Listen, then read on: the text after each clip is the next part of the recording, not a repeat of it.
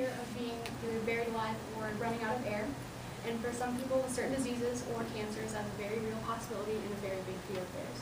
So to help you kind of imagine this, kind of pretend you're laying in a coffin. You can't move, you can't speak, you're in excruciating pain constantly. That's what it's like to live with Lou Gehrig's disease. You have no control over any of your muscles, and the last to go is your muscles in your throat, so you can no longer speak, and you can't control your swallowing or anything.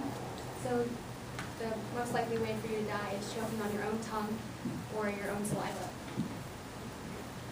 So the rest of your life will be spent in that hospital bed, or if you're lucky, you can afford care at home.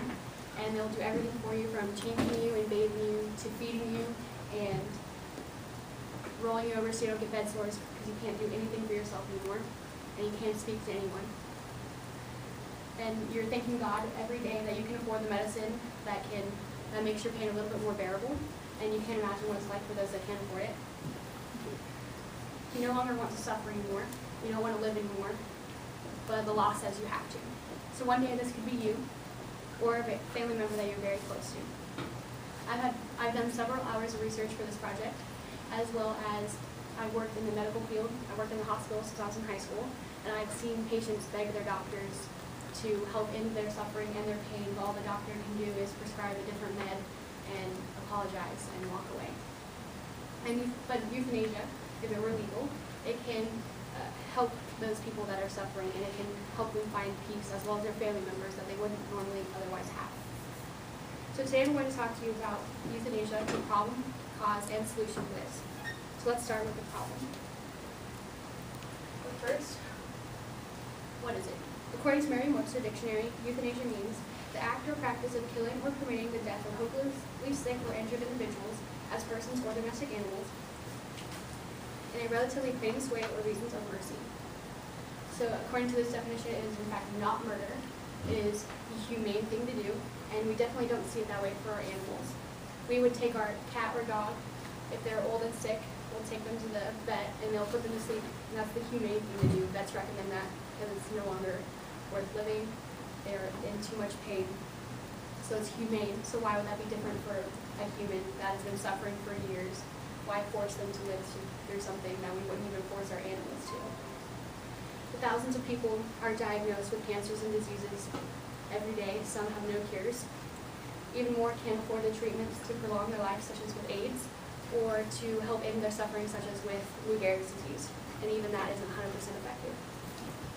We force them to live through that pain every day, and the law says we can't do anything about it.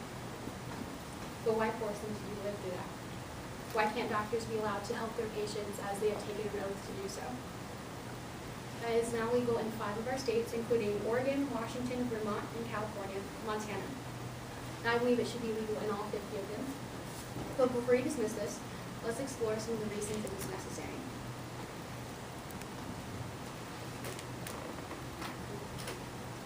Lou Gehrig's disease is a very big hit, as I mentioned before. It is very painful and awful disease to live with, as Tom Yoke. He decided it was too much for him. He lived with Lou Gehrig's disease from age 50 until his death, after he convinced Jack Kevorkian to end his suffering. So he took Kevorkian as a physician that took pity on him and helped him find peace, but he was then sentenced to jail. But according to Daniel Shorn of CBSNews.com, York led an active life. He restored and raced vintage cars, but at age 50 he was diagnosed with Lou Gehrig's disease, a devastating, incurable illness that destroyed his muscles. He lost use of his legs and then arms. His family says he was in terrible pain and had trouble breathing, swallowing, and even choking on his own saliva. It was at this point that he asked his family to seek out Jack Kevorkian, and he agreed to have a meeting with him. And after several meetings, he decided he was a fit mind. So after that, he had Yoke sign a waiver saying that him, Jack Kevorkian, could be the one to euthanize him via lethal injection. It was then that he was arrested and put in jail for murder for 8 years. But why would a physician be put in jail with written consent from his patient and the family members? Why would he be put in jail for something that he's given permission to do from the person himself? There are countless cases like this where the physician is arrested for murder, and even though they have permission from the family and the lawyer that gives the family permission to do that, as well as if the patient is of sound mind to do so. And suicide is not illegal. People do that every day. I know it sounds awful, but that's what it happens. And euthanasia is no different except for a doctor. It's doctor assisted. So Yoke, he could barely lift his hand to sign the paper, giving him permission, so he had no chance of being able to do that himself. So it was just Orchid gave him the power to end his life as he wanted to do so.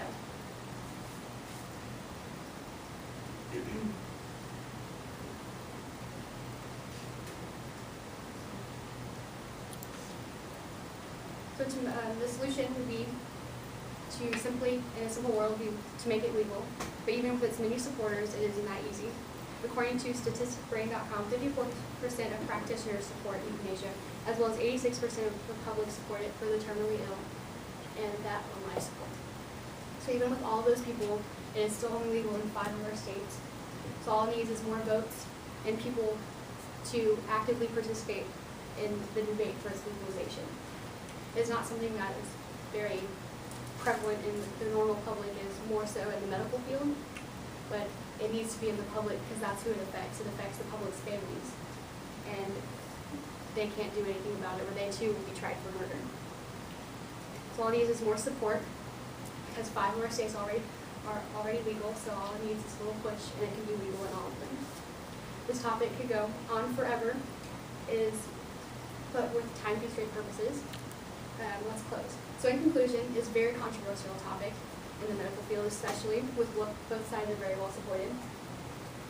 But I believe it should be legal in all of them, and I hope after I explain the problem, cause, and solution that you agree as well.